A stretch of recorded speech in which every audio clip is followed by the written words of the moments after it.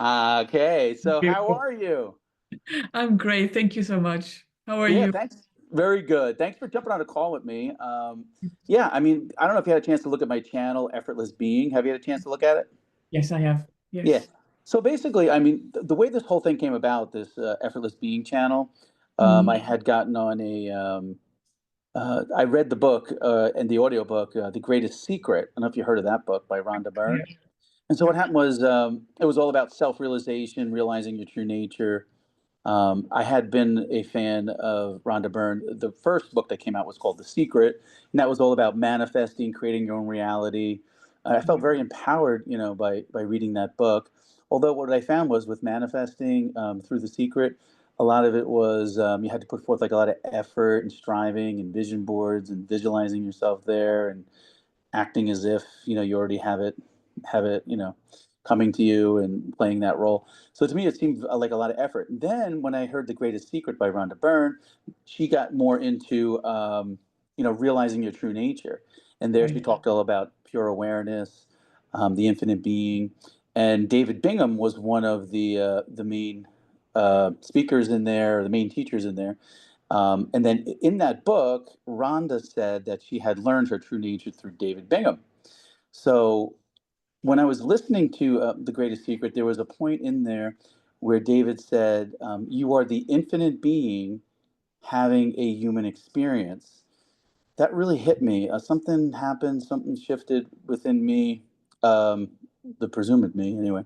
But anyway, there was this thing where I identified with the infinite being, because previously I just thought of myself like as this separate person called Rob, and I had like this story. I grew up here, these likes, these dislikes. I had this whole story about myself, almost like a separate person, like a separation. And then when David said, "You are the infinite being," it was almost like I remembered, like, wait a second, I know, like this that's aware has always been here, and it just seemed like it just got all these labels put up upon it. And at that moment, I kind of like saw through all that, and I kind of like lost identity with being that separate person. I kind of saw through that as just mind or thought stuff, and I said, well, what I really am is this beingness, this infinite being that's always been here, this open space of beingness, this impersonal open space. I really emphasize impersonal because it's not personal. Because previously I thought it was, I was personalizing. I thought the thoughts were me. I was personalizing these thoughts that were coming, these emotions I was identifying with as me. And then when he had said that, it just was like everything just kind of fell into place for me. And I realized that I was the infinite being having a human experience. I wasn't denying that I was having a human experience. I'm definitely having, there's a human experience happening here, but it's really happening to no one in particular. It's like the infinite being, peering through these eyes to everyone's eyes, like in a unity consciousness. We're all united when we're resting as the effortless being. So that thus the channel Effortless Being. So, David and I had exchanged some emails, and I had told him, what I had realized. And he's like, "Oh yeah, you definitely realized your true nature." And I was like, "Yeah." And then he had me do an interview on Nothing Media, and then all of a sudden people started contacting me, and then I started helping other people learn their true nature, and so that's how this whole thing evolved. And then of course, I listened to David's channel, and I saw you on there, and I was like, wow, So I just sent you that email, and now here we are on the call. Fantastic. That's great. It's how it goes sometimes, right? Yeah. All So tell it. effortless. So tell me about how it all evolved for you. Where do I start in the movie? Yeah, it is a movie, right? It is Feels it like it. is kind of a movie. It is kind of a movie. So short, really, really at a very young age, I would say 12, 13, Hmm. already sort of verbalizing, knowing this can't be it. There must be more to it. You know, this sort of fleeting happiness everybody's looking for in relationships, in money, in success, in work, in basically lots of effort. Getting it for a short time, and then either it gets boring or it just isn't that what you expected it would be, or you lose it again. So this type sort of cycle is something I saw quite early on. Sorry, there's my cat sitting on the keyboard. I love kitty cats. Hello, meow. What's the cat's name? Casey. Casey. I love animals. Casey, yeah. So anyway, yeah, to keep it a bit shorter, there was quite a long search for, I would say, 20, 25 years Hmm. Seeing a lot of great stuff. If it's Byron Katie, Osho, Gangaji, Eli, Hmm. every time there was this sort of recognition, something is there, and then never quite getting it. And all these misconceptions that I had also built in the meantime of it's really difficult to realize your true nature. It's not for everyone. You need to not exist anymore. So basically, it was like pulling myself up by the shoestraps, trying to somehow get to a stage or experience where I don't exist anymore. And that was really a hopeless thing. So after back and forth, letting go of it, going back into the world, always feeling dissatisfied, knowing it's not quite it. Basically, it was a similar experience that you described because I also found the book of Rhonda Byrne. And she had, as you know, this whole list of spiritual teachers in there. Hmm. Bingham was only one of the names, basically, that Right. they were mentioned. And for some reason, I don't know why, this was the name. Something happened. I looked him up on YouTube. I Hmm. saw the videos. And yeah, it was basically twofold what happened. On the one hand, it was listening to his conversations. And because he's very peaceful and calm and friendly and patient, in hindsight, I think this sort of calmed down the seeking mind. The mind that is normally like, okay, I need to get this Right. tension.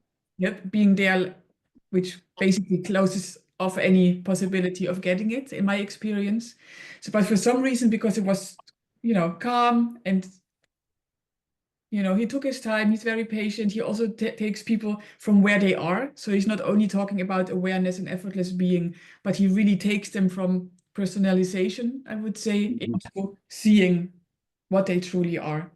Right. And because there was this relaxation going on, and at the same time, I was alert, I was still awake. And basically, also because I was many times when I was listening and was driving in my car. That's always a good combination, I find, because you can't fall asleep. You have to be alert. And at the same Yeah. time, you're relaxed and calm. And somehow something came through. So something softened in this, perceived boundary, I would say. And I do have to mention the other side of it, because I think it was a combination of John Wheeler as well, who is Hmm. the teacher of David Bingham. He is how David realized his true nature. And with John Wheeler, there's a kind of an opposite approach, I would say. He's quite relentless in repeating the pointers. He's always going to Right. the basics. This is what you are. This is how. And he doesn't really go into anything else. The yes, if, yes, but what if, all the philosophy about, what are you then? And what's the point of being on this planet? And, why are we here? Why is it like that? He kind of cuts off those topics and he goes back every time to the essence of what we are. Um, and what I had with John Wheeler is because his voice sounded exactly like the voice of Kurt Cobain, which sort of mesmerized me. I thought, how can it even be? If I close my eyes, it's literally the same intonation. It's the voice, it's the accent. It sounds like him. I think something similar happened to the mind, that the mind was off guard because it thought, oh, she's just listening to a voice that sounds similar. No danger here. And both together somehow ignited this very clear seeing. And I Right. think the moment it really happened was one time in the car as I was listening to a conversation of David with a lady who just said, but you're it already. You are it You already. are it. Yes. And that was not that I heard that for the first time. I had heard similar things before, but that very time it just really went in. It was really seen like, wait, this is where we start. How does Right. it feel? Like I am it already. What is this? What is listening? What is hearing? What is seeing this? And that was just a moment of, yeah, real being alone in the car, laughing really loud. And Yeah, yeah, would you describe it like as a clear seeing of reality, of I clear would seeing of what you are? I would say so. Yes. It was I just, would. yeah. Go ahead. No, Hmm? describe it. Go ahead. Yeah. Well, it was really that it's almost embarrassing that you didn't see it before. That was Hmm. sort of like, oh, this. And Closer than your breath. yeah, well, all of those, I've heard it so many times. Close Yeah. your breath, closer than the tip of your nose, blah, blah, all of that. And I was like, yeah, great, but I can't see it and I don't know what they mean. And I hope someday I will find it. The thing is, exactly like you were saying, but for me, it came in slightly different words. That is pure sense of existence that I couldn't get rid of. And I thought I had to get rid of in order to realize my true nature. That sense of existence, that sense of being is it. And Right. that is it. Yeah. Do you think it's like a case of mistaken identity? Like we've always known, like, that we're conscious, there's consciousness here, that I'm it. But then the society or the way that, we're told by the world, our teachers, perceived other people are telling us that, that which is aware is a person named Rob, and he's got this story, these likes, these dislikes. And it's almost like he developed this story with, the mind gives you all these thoughts about giving you what you are, and almost like you're identifying with this illusory separate person that's really not there. Because when you stop, if I check right now, and I mean, Exactly. it's just this awareness that's here. Like there's just awareness that I am, you Yeah. know, and even the words that I speak are the words themselves are dualistic, because anything I say is going to be is not it. That which is it is just it. It's just this awareness, this beingness, this aliveness. But it's always been like a case of, like, I saw it more like a case of mistaken identity. Like I was identifying with this, but this has been it the whole time. This aliveness, this awareness that's always been here. Is what it is, and it's impersonal. It's not some personal, person. It's not like Rob's aware. Not there's not two awarenesses here. It's just That is it. That is yeah. what most seekers mistake. And it's indeed a case of mistaken identity. It really is. This is the body. It's female. It has this age. It has a name. This whole story, and this body also has presence or awareness. And as long as this body can stay, yeah, or the longer it can stay in awareness and in presence, the bigger the chance that it will get enlightened. That was the wrong thinking the whole time. Right. It always came from the person that has awareness, the person that has existence, and the person that has to do something in order to realize something else, which is out there later in the future. And that was the big one for 20, Definitely. 25 years. That was the mistaken identity indeed. Then you saw through. Obviously, you saw through it when you realized your true age, and you're right. Sometimes it's like funny. Like, how did I not see this? It's Yes. been here. It's Yeah, been here the whole time. absolutely. And the magic is, I mean, it's been more than a year ago now that I spoke to David, and Hmm. I am trying to put it into words what it is, and you can't. It has no attributes.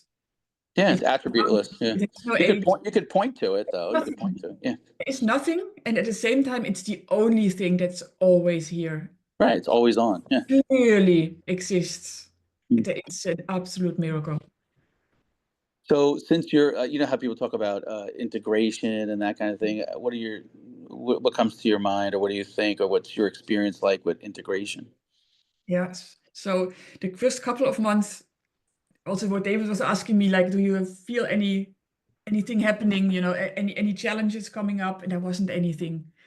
It was truly, there's no Rommy, everything is fine. Things appear in front of you, and then they go again. It was just amusing.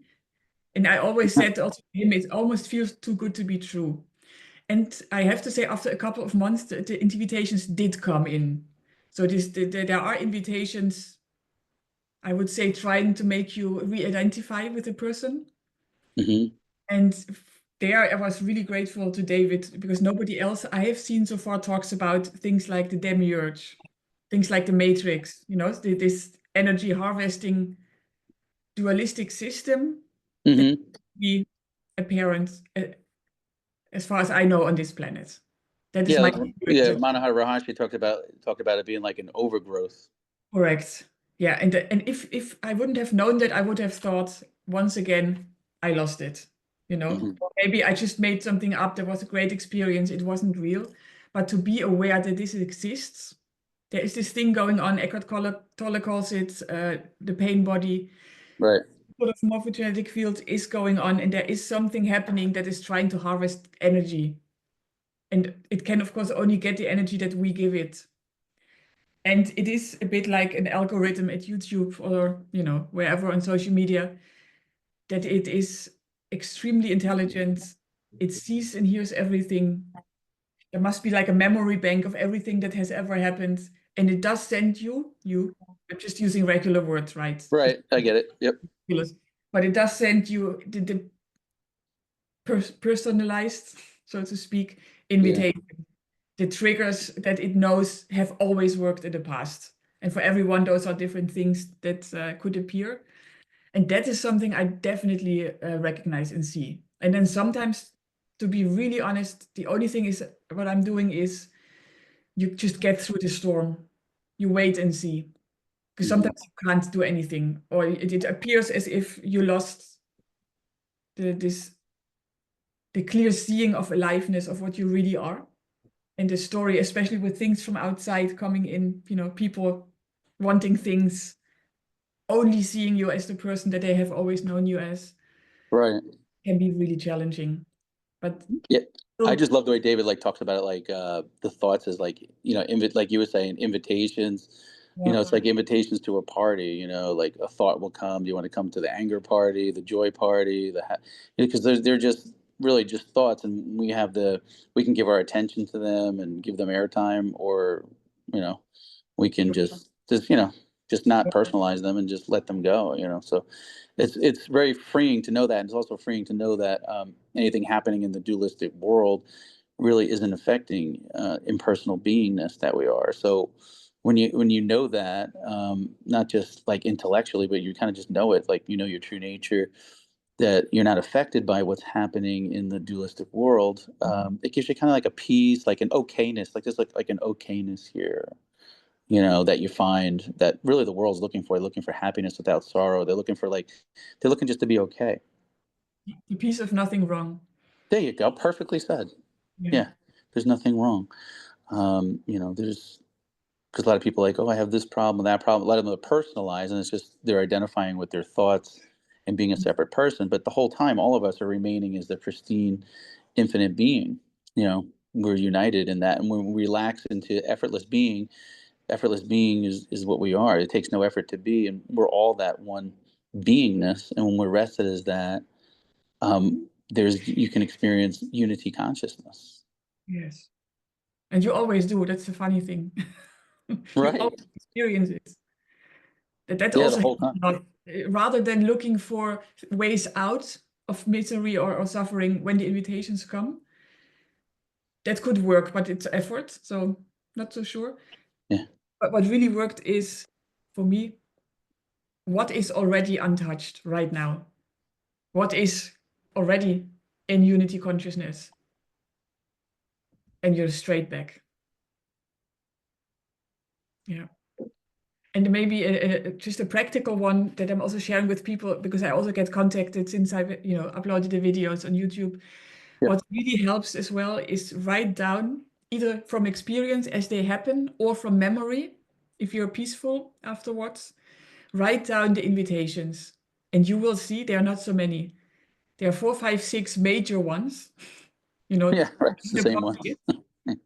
And it does get ridiculous after a while.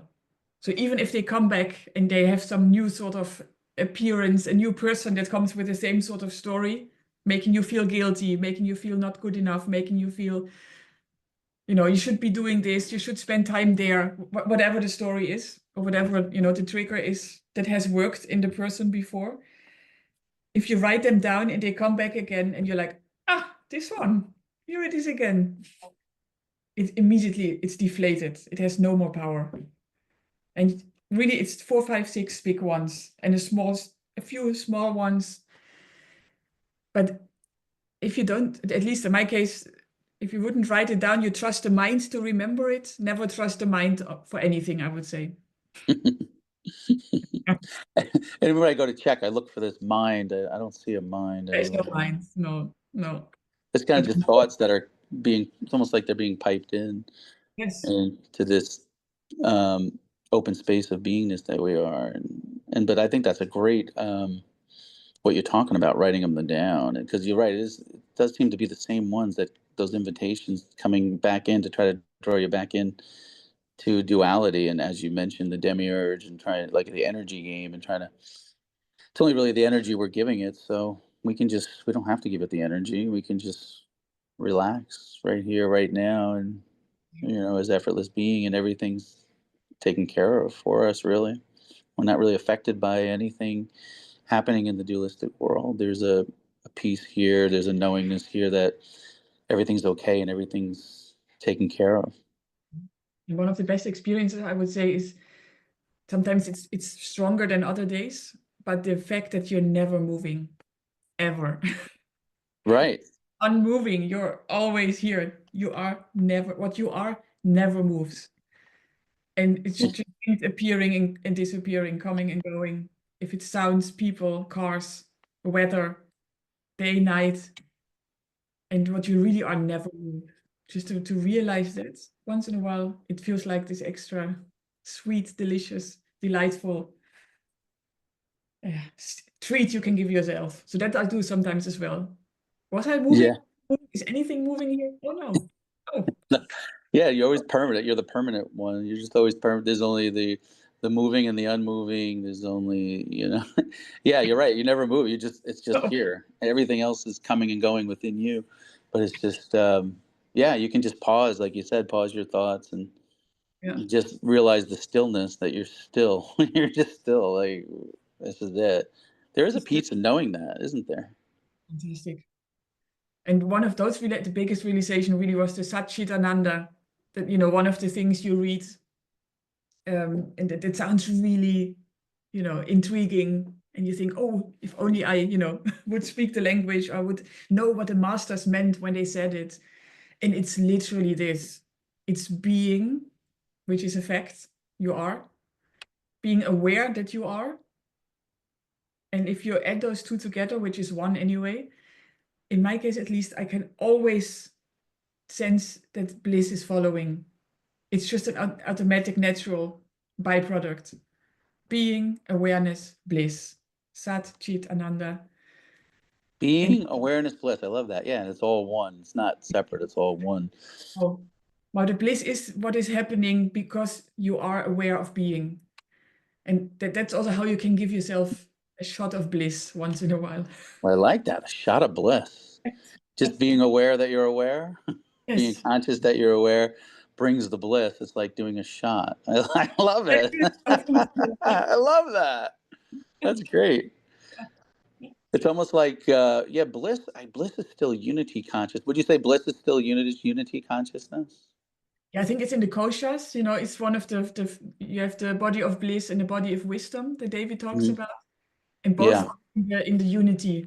So Yeah, body of wisdom, which is effortless being, and then right, yeah, bliss, which is closer to the attributeless being that we are. yeah, It starts off as we're all the attributeless beingness, or the, non-conceptual awareness. We're that, and then it goes to bliss, which is still unity, and then mhm, it goes to the body of wisdom, or effortless being, where everything's arising. Like, you can experience everything arising equally and effortlessly in this space of beingness that's you, and that's still unity consciousness. Then it goes into, I guess, the thoughts. I would say the thoughts yeah, are coming, then that's more into, like, dualistic, because now you're identifying with the thoughts, thinking you're the thoughts, and you're like this separate person. Then now you're experiencing duality, and then the emotions come after the thoughts, I would say, like, based on what you're thinking. Maybe they go hand in hand. I don't know. Maybe based on what you're thinking, then the feelings come, the emotions, anger, joy, peace, whatever it is. yeah, That's a dualistic experience, and then you have the food body, the physical body, which is also dualistic. exactly, yeah, But yeah, I like how David breaks it. Almost like we're peering into those filters, or those mhm, different bodies, and then based on where we're peering into it is the experience that we're having. But the that which is peering into those filters, the infinite being isn't touched by any of it. It's just having the experience, but it's never touched by it. So there's kind of a peace in knowing that and okayness. Yeah. There's only suffering if you forget it for a short while. Yeah. Yeah. If you forget what you are, I mean, yeah. Yeah, because when people are suffering, though, they it's because they're identifying with duality, or they're identifying with being a Mhm. separate person, and they don't realize that they're the infinite being peering through Correct. that particular filter. Yeah. So I And would so say that the Satchitananda is probably awareness being aware of bliss. That's how I would describe it.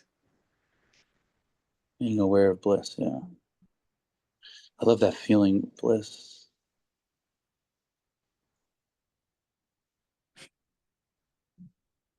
Yeah.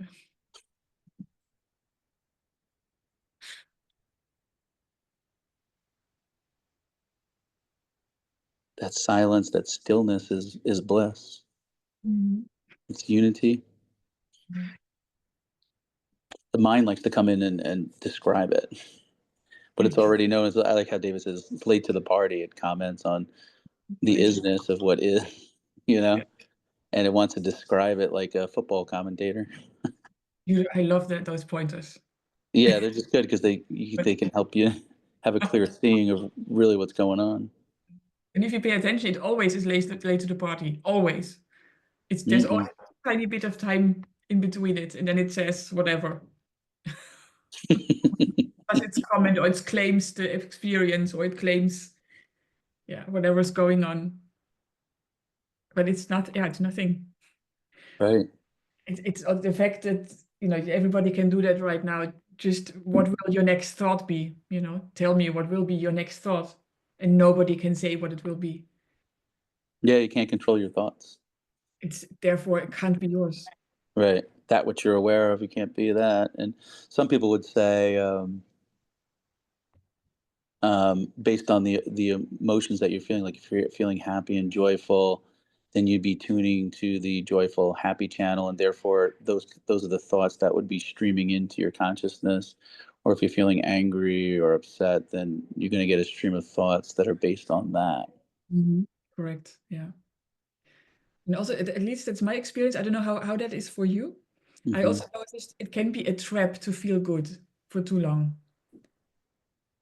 So as soon as there is again the commentator, but that's in hindsight, of course, you see that. In the moment, it's often not seen that way. But as soon as the commentator has this sort of conclusion, okay, I know it, I got it. This is peace, this is, fulfillment, this is happiness. And somehow letting go, falling asleep. I don't mean effortlessness, but I really feel this sort of losing awareness in a way. And then it's something usually happens to make you feel miserable. So there isn't, it's like this inbuilt mechanism to make sure you can't fall asleep much. I, Make sure you're yeah, present, you're here. exactly, Because you exactly. feel like if you're feeling good all the time, then you just kind of lulls you to sleep, Yeah, yeah. and It's, then something will happen, another, something in the dualistic world, or the experience will happen, and then it'll wake you up. Wait, I'm not that. yeah, exactly. That's how it happens for you. Hmm.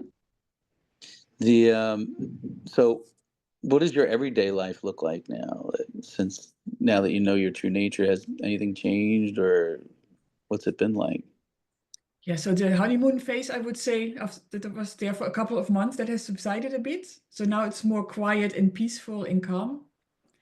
And yeah, the shot of bliss is something that has to happen because there's thinking about it. There's this, hey, who am I? What am I? Am I still aware? Do I still exist? Oh yes, there it is. And how else it looks, there is responding to things because there are things going on.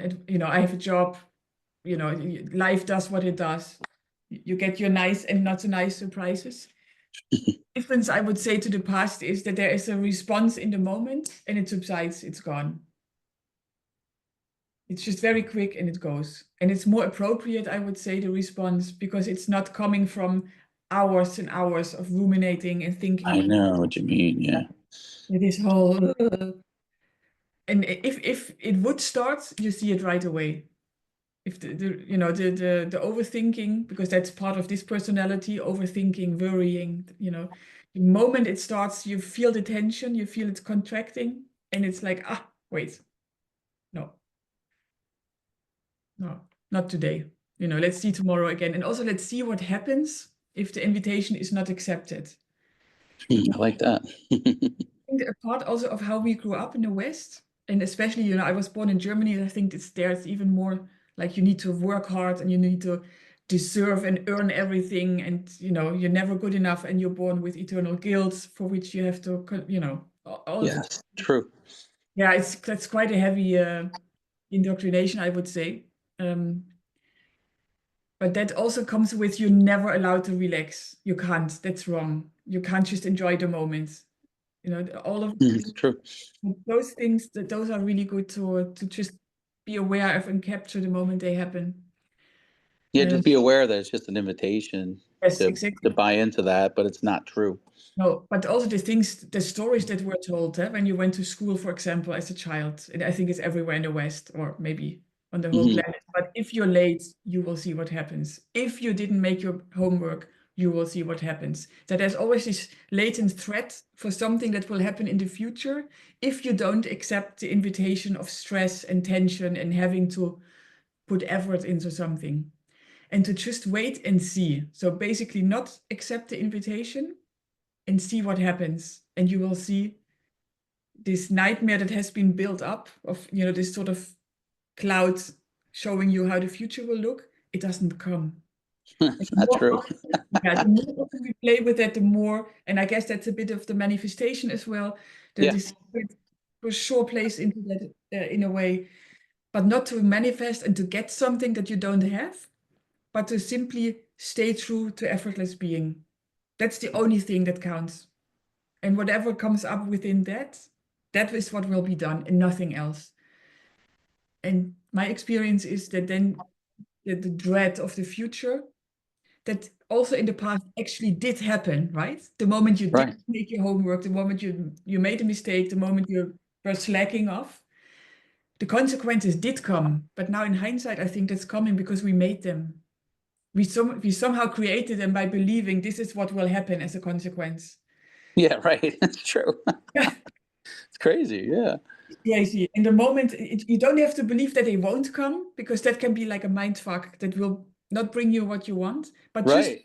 just a don't know mind. I don't know. I don't know. And I will not accept the invitation.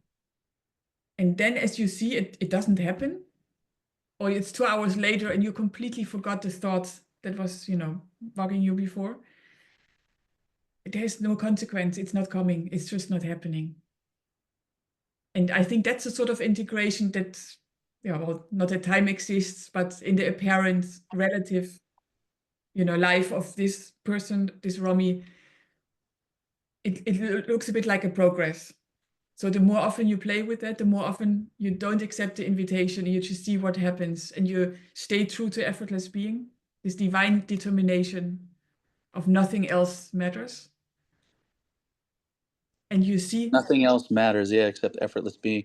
There was a song by there was this rock band called Metallica, I and there's know, I love hard rock, by the way. nothing else matters.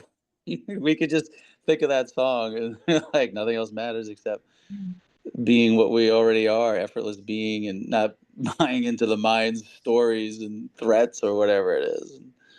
Yeah. And just like you said, just wait and see what happens, and then you'll find nothing really happens. The only thing that's going to happen is whatever's effortless being is happening in this moment. That's all there is. Everything else is, like you said, a mind fuck. Yeah, sure. But you can get the consequences of the mindfuck if you believe it in both ways. So if you believe the worst will happen, it probably will. Yeah, But also if you force yourself to believe like, no, the best will happen, somebody will not be angry with me, then it may happen as well that they will be angry with you because you're still sort of imagining it, even if you put a no or a not before it. If that What are makes your thoughts on manifesting, like creating your own reality? yes. What are your thoughts on that? Can somebody intentionally create their own reality?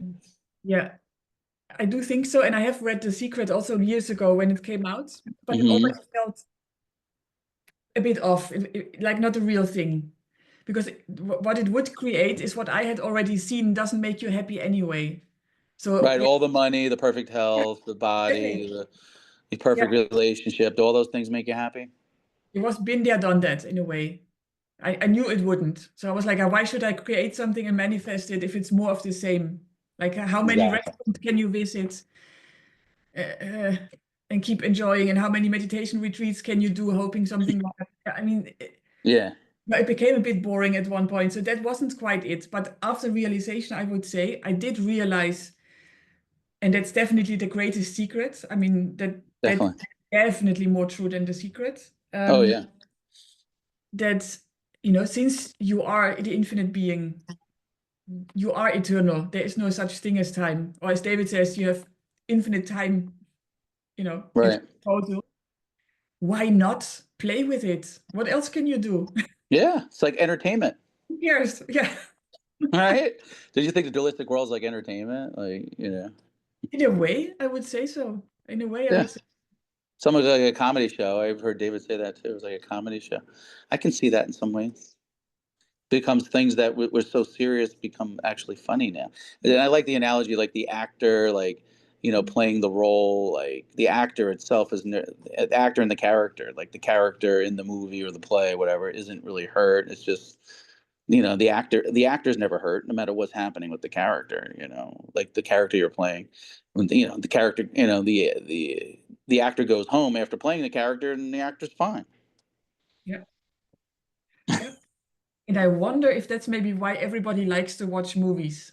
Why that's Yeah, the it's true. multi-billion-dollar industry, because it reminds us of what's already always the case. Yeah, exactly. That could be you could be onto something there. Yeah. Yeah, I don't know. Could be. Yeah. Everybody feels drawn to movie, a drama, something to to basically watch from an observing, safe point of view, but feeling sort of drawn in enough to make it not boring, right? So there needs Hmm. a bit of drama, a plot twist, maybe a fight, not something going on. Otherwise, it's boring.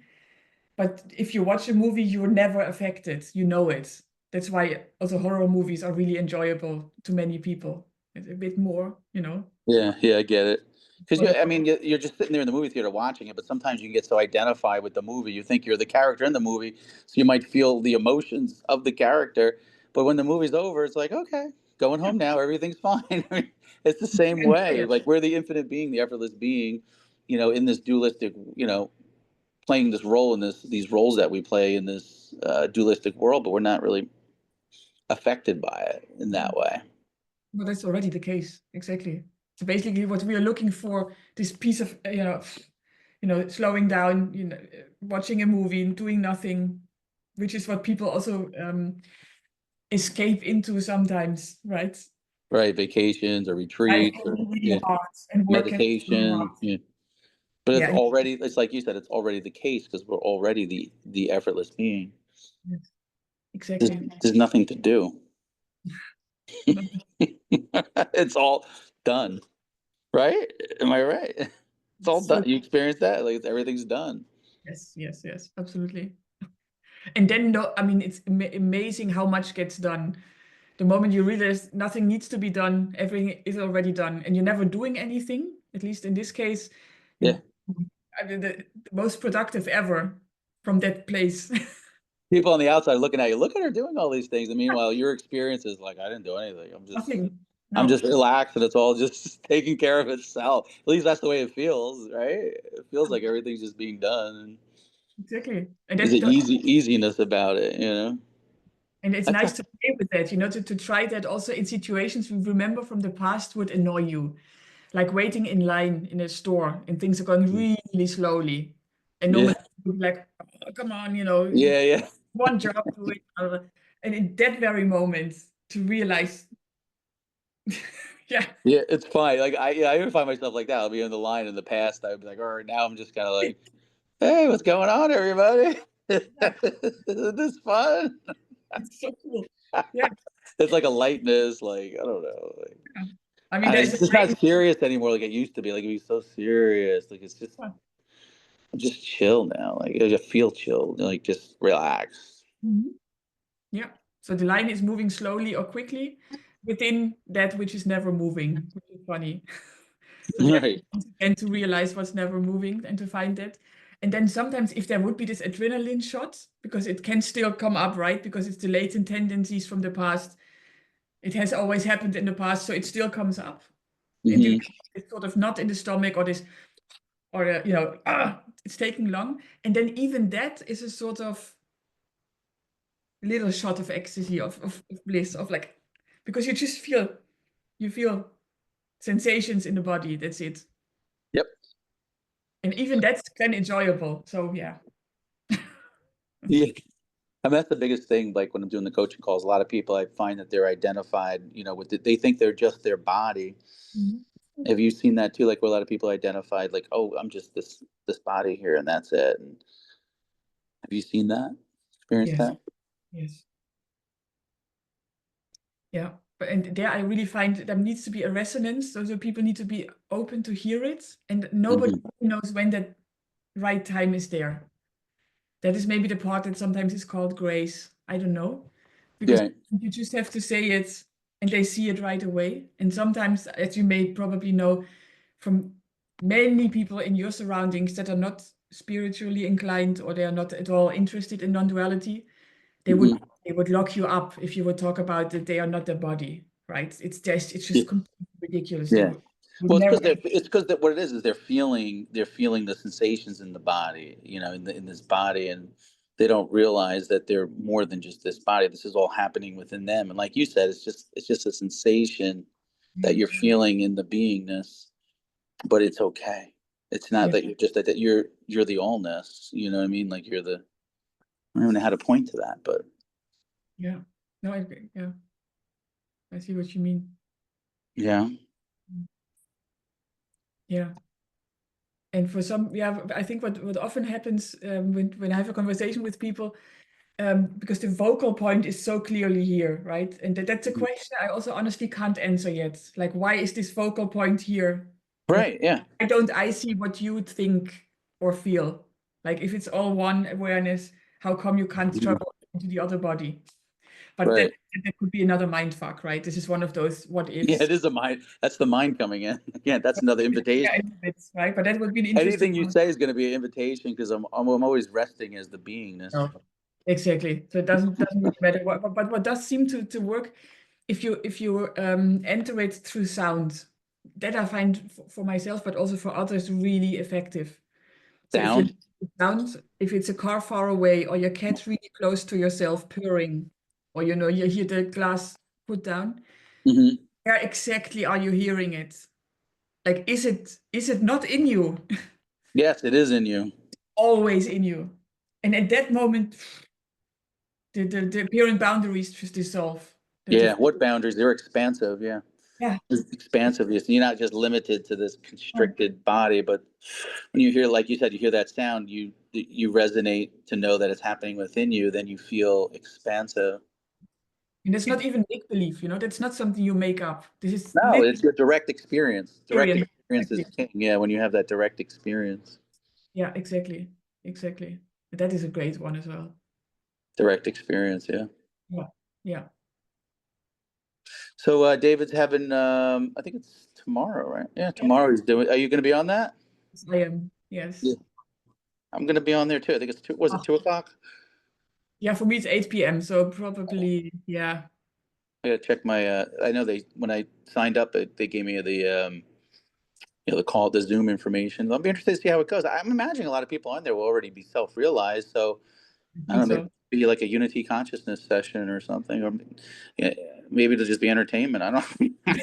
I don't know. Sure. I But think, and it will be a lot about an integration as well, because I think many people have questions about integration. It's so different. how it appears sometimes. Hmm. That is quite interesting, I think, to hear what's normal, everything probably, but just to Yeah. hear the different stories and where people maybe sometimes feel like, hey, you know, I am self-realized, I have seen my true nature. Why am I suffering? What's going on here? And I think those, How would you answer that question? well, that is always in that moment innocently believing just one more time that what is being thought is correct. And it is who you're thinking it from. So for a split second, probably not aware of what you really are, but seeing it from the, I call it the Moad, the mother of all thoughts, I. Mhm. You know, I. I, the person. If that mother of all thoughts is believed for a split second, everything that follows is of course a problem for I. Of course. And that's it. That's usually it. But Yeah, it's usually they just identify, but that separate eye looking through that lens of the separate person, and they just maybe forgot for a moment what they truly are. yes, that's usually what it is. But also, and that is the part of the demiurge that is also going on in a way. You know, this is not God's world, I would say. Yes, it is if you look from who you really are. Hmm. But if you look at the relative, at the experience on the personal level, the relative human, that we're still playing, you know, we're still in that as an actor. In there, I mean, it is quite messed up. Yeah, there's no love in the dualistic world. There's no love. There's the intelligence, but without the love. Whereas with the when you're peering through the effortless being or in bliss, there's more love. It's like with love, the attributeless being is love, but in the dualistic world, being the separate person, the demiurge or the dualistic world, it's intelligence, but there's no love there. Have you sensed that? Absolutely, 100%. Hmm. It's That's how really, you can. That's how you can tell. Like in a way, you know. Yeah, I'm interested to see what they say about integration. It'll be interesting to see what questions come up about that. I think that's great. I'm really, really looking forward to it. And many people I've spoken to are all on that call tomorrow. So Oh wow! it will be really, really, I think also quite a few that we have seen on YouTube. Oh Well, great! yeah, it's, Yeah, I think there'll be a lot of self-realized people on there. So yes, I I think think for, so. for those that are self-realized, it might be more of an entertainment thing. But I don't know. But But it'll be good to hear the integration stuff. if you still do it, if you listen to you know, David, yeah, I think you said it, right? You still listen to the conversations. For Yeah, me, it's like the most exquisite piece of music or yeah, art you can immerse yourself in. That is what these conversations are like for me. So same. whenever he uploads one, there's this, yeah. Yeah, I'm excited too. I listen to all of them and I get excited when I hear it. Well, because And it's speaking to what we are. You know, it's like a reflection of what of the infinite being. yeah, exactly. It's just beautiful. So I'm really looking forward to that one tomorrow. Great. Well, I guess I'll hear you on the call tomorrow then. Yes, absolutely, for sure. Yeah. Well, it was so nice chatting with you, and yeah, we should get together soon and see if something comes up. Maybe we can chat again, but maybe we could talk about what we thought of David's call and share that with people that maybe ones that couldn't have made it. You know?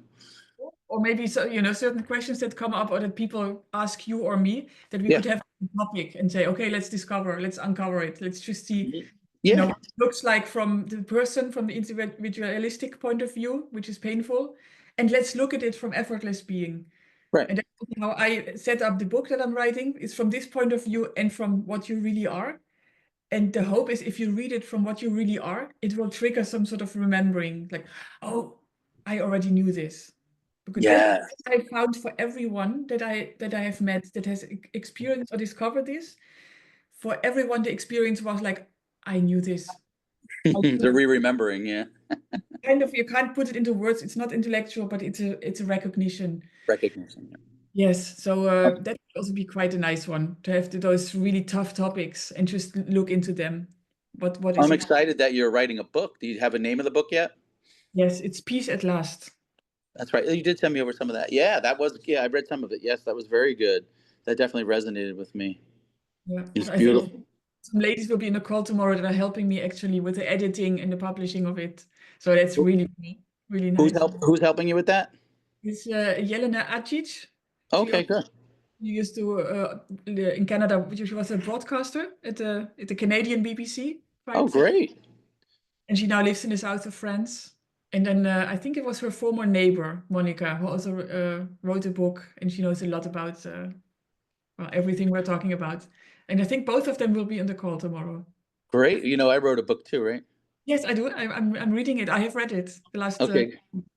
Yeah, Resonate with you a little bit? it did resonate absolutely. Awakening to effortless being, for those that are listening, it's you know, awakening to effortless being, realizing your infinite self. Yeah, that it was just came about effortlessly. That book, talking all about similar stuff that we're talking about here. Absolutely, absolutely. Yeah, yeah. It's I'm just excited. right. It's not. It's just it needs to be For your written. book. Yeah, I'm excited to see your book too. Yeah, yeah. So that yeah, it's now at the graphic designer because we're just seeing. Did you make a printable version as well, or did you start Yeah, with yeah, online? yeah, yeah. I did. Yeah, if you do it through Amazon, they send you like a proof of it and it prints it out. Pixel was the one who did my cover, did the cover for the book, Pixel. And it was just really funny how it all came about. It was like almost like synchronicity in a way. Somebody just had come up to me, like knew I liked to write, and they were like, "Oh, send me over your manuscript." I sent it over, and they're like, "Yeah, this is good," and they helped me get it published. And next thing you know, boof, took off, and there you go. Yeah, that's so cool. All right, well, I'm gonna sign off here, but it was nice chatting with you, and we'll talk again soon. I'll see you on the call. Yes, see you Thank tomorrow. you. Thank Thank you. you. Bye.